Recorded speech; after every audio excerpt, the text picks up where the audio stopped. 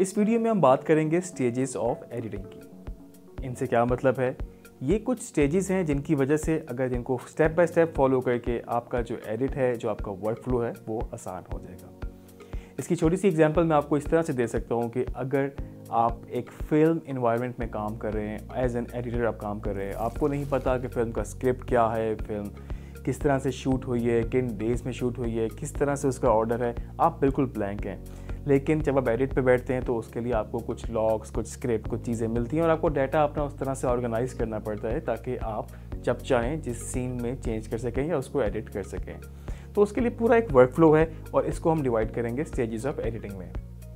सबसे पहली स्टेज जो हमारे पास है वो है एक्वायर। इससे मेरा मतलब ये है कि कोई भी डाटा आपके पास किसी भी फॉर्म में हो, मिसाल के तौर पे अगर कोई आजकल DSLRs पे कोई रिकॉर्डिंग होती है, आपके पास एक छोटा SD कार्ड होता है जिसको आप अपने कंप्यूटर, लैपटॉप के साथ प्लग इन करके उसमें से डाटा कॉपी कर लेते हैं। और इससे पहले टेप्स पे हुआ करती थी। अगर टेप पे कोई आपके पास डाटा है तो आपको बीच में एक टेप प्लेयर चाहिए, आपको एक सिस्टम, एक कंप्यूटर चाहिए जो उसको डिजिटाइज कर सके, जो उसको कैप्चर कर सके। बीच में कोई हार्डवेयर भी इन्वॉल्व हो सकता है। तो इन शॉर्ट, अपने डाटा को अपने पास अपने सिस्टम में लेकर आना, बेशक वो किसी भी फॉर्म में है, और उसको अपने सिस्टम में डिजिटाइज कर लेना, ये सारा प्रोसेस आपका एक्वायर के अंदर फॉल करता है। उसके बाद अगर हम बात करें ऑर्गेनाइज, ऑब्वियसली जब आप अपना डाटा कॉपी करेंगे सिस्टम में तो उसके साथ ही वो फोल्डर्स इस तरह से बनेंगे, वो ऑर्गेनाइज हो जाएगा। ये काम आप बाद में भी कर सकते हैं, लेकिन बेहतर तो यही है कि आप साथ साथ ही इसको ऑर्गेनाइज करते रहें। इसकी छोटी सी एग्जांपल इस तरह से है, कोई शूट है जो कि मे बी 1 महीने का वो शूट है और अब आपने डिसाइड करना है कि वो डाटा आपने किस तरह से कॉपी करना है। मे बी आपके पास उसका डाटा स्टेप बाय स्टेप आ रहा हो, डे बाय डे आ रहा हो, तो आपने डे 1, डे 2, डे 3 और उसके अंदर आप अपने सब फोल्डर्स बना सकते हैं जिसमें कार्ड 1, कार्ड 2, अगर 2 कैमरास है, कैम 1, कैम 2, किसी भी तरीके से आपके पास जिस तरह से डाटा आ रहा है आप उसको उस तरीके से ऑर्गेनाइज कर सकते हैं। ये टोटली आपके अपने ऊपर डिपेंडेंट है, जिस तरह से आपको आसानी है, जिस तरह से उसका स्क्रिप्ट है, जिस तरह से उसका ऑन पेपर चीज़ें हैं, उस तरीके से आप उसको ऑर्गेनाइज कर सकते हैं। ऑर्गेनाइज के बाद हमारे पास जो हमारी नेक्स्ट स्टेज है वो है प्रीव्यू। प्रीव्यू में आपके पास ये है कि आपके पास जितना भी डाटा कॉपी हो चुका है सिस्टम में, अब आप उसको प्रीव्यू करके ये डिसाइड कर सकते हैं इसमें कौन सी टेक्स ओके हैं और कौन सी टेक्स नॉट गुड हैं, जिसको हम NG टेक्स भी कहते हैं। या आपने अगर एक शॉट की आपके पास 3 किस्म की वेरिएशन है, 3 डिफरेंट दफ़ा उसको किया हुआ है, तो आप डिसाइड कर सकते हैं इसमें से बेस्ट कौन सा है। तो प्रीव्यू किया और उसके साथ एक और स्टेज है सिलेक्ट। ये दोनों चीज़ें आप एक साथ भी कर सकते हैं। सिलेक्ट में ये है कि आपने जो चीज़ आपको लगा कि यूज़ हो सकती है या जो चीज़ बेस्ट ऑफ द बेस्ट है उसको आपने साथ साथ सिलेक्ट कर लिया। सिलेक्ट करने के लिए आप उसको अपने प्रीमियर के अंदर, टाइमलाइन के अंदर भी लेकर आ सकते हैं, आप उसको प्रॉपर बिन के अंदर भी लेकर आ सकते हैं, या किसी और तरीके से आप उसके लॉक्स बना सकते हैं। आप उसको मार्क कर सकते हैं कि फाइल नंबर MV1009 मेरी बेस्ट है, या आपने उसके लॉक्स बना लिए या तो आपने उसको मार्क कर लिया, उसके ऊपर कोई लेबल लगा लिया आपने। प्रीव्यू हो गया, सिलेक्ट हो गया। उसके बाद हमारे पास नेक्स्ट चीज़ है असेंबल करना, क्योंकि आपके पास जितनी भी चीज़ें रिकॉर्ड हुई होंगी वो उसमें प्री रोल होता है, उसमें पोस्ट रोल होता है। ऐसा नहीं होता कि जो टेक है, जो एक्शन है, वो जस्ट सिर्फ उतना पोर्शन ही रिकॉर्ड हो, उससे पहले कोई चीज़ हो सकती है, उसके बाद में कोई चीज़ हो सकती है। तो आप असेंबल में उन सारी बेस्ट टेक्स में से, उन सारी ओके टेक्स में से उस चीज़ को असेंबल करते हैं जितना पोर्शन आपको चाहिए होता है, और फिर आप डिफरेंट टेक्स में से उनको एक साथ असेंबल करके अपना एक सीक्वेंस थोड़ा सा बना सकते हैं। असेंबल के बाद आपके पास सारा डाटा टाइमलाइन पर है। अब आप इसका एक रफ कट बनाएंगे, तो रफ कट भी आपकी एडिटिंग की एक स्टेज है।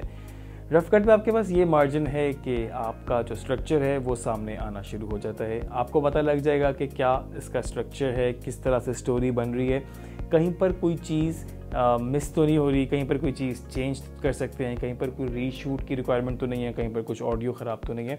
तो रफ कट आपकी स्टोरी, आपके नैरेटिव को लेके आगे चला जाएगा, और जैसे उसके बाद आप जाएंगे फाइन कट में। जैसे कि नाम है फाइन कट, तो इसका मतलब भी यही है कि आप अपने उस रफ कट को थोड़ा सा फाइन करेंगे, और उस फाइन में आपके पास अगर कोई चीज़ मिसिंग थी आपने वो लगा दी, कहीं पर कोई ऑडियो बैलेंसिंग है, आपने कहीं पर म्यूज़िक लगाया है, उसकी लेयर्स हैं, इसमें साउंड इफ़ेक्ट्स हैं, वो सारी चीज़ें हैं, तो फाइन में उसकी शक्ल मज़ीद बेहतर हो जाएगी। लेकिन इसके बाद एक और हमारी स्टेज आएगी जो कि होगी फाइनल कट। इस फाइनल कट में आपके पास सब चीज़ें लॉक होंगी, ब्लॉक एज इन कहीं पर कलर ग्रेड थी, कहीं पर कोई VFX था, कहीं पर कोई टेक्स्ट आना था, कहीं पर कुछ और एनिमेशन इन्वॉल्व थी, या ऑडियो के हवाले से कोई म्यूज़िक की बैलेंसिंग, कोई साउंड इफेक्ट की बैलेंसिंग या जो भी एडिशन वगैरह होना था वो सब कुछ उसमें लग चुका है और आपकी जो फिल्म है वो इस वक्त रेडी हो चुकी है आपकी इन सारी स्टेजेस में। क्या इसके बाद भी कोई स्टेज हो सकती है? जी बिल्कुल, इसके बाद आपकी एक और स्टेज है जो कि इसको आपने डिलीवर करना है। इस डिलीवर का मतलब ये है कि आपने डिफरेंट मीडियम्स में इसको एक्सपोर्ट करना है, या फिर अक्सर लोग इसको बोलते हैं रेंडर करना है। तो इससे आपके पास क्या होगा कि आपके डिफरेंट वर्जन्स बन सकते हैं। मिसाल के तौर पे आपने ब्रॉडकास्ट के लिए भेजना है, उसकी कुछ अलग टेक्निकलिटीज़, कुछ उसके अलग फॉर्मेट्स हो सकते हैं। आपने किसी को व्हाट्सएप प्रीव्यू के लिए भेजना है, या मे बी आपने यूट्यूब पे अपलोड करना है, या मे बी आपने किसी और प्लेटफॉर्म पे अपलोड करना है, तो उन सब के अलग अलग फॉर्मेट्स, अलग अलग टेक्निकलिटीज़ हो सकती हैं। तो उसके हिसाब से आपने फिर उनको एक्सपोर्ट करना है, जो कि ये भी एक प्रोसेस है। इसके बाद आपकी फिल्म रेडी है और इस स्टेज के बाद अगर हम बात करें तो फिर इसकी डिस्ट्रीब्यूशन, मार्केटिंग, प्रमोशन वगैरह रह जाती है, जो कि मेरा ख्याल से एडिटिंग से एक अलग डिपार्टमेंट का काम है। इसलिए एडिटर का काम मेरा ख्याल से यहाँ तक ख़त्म होता है।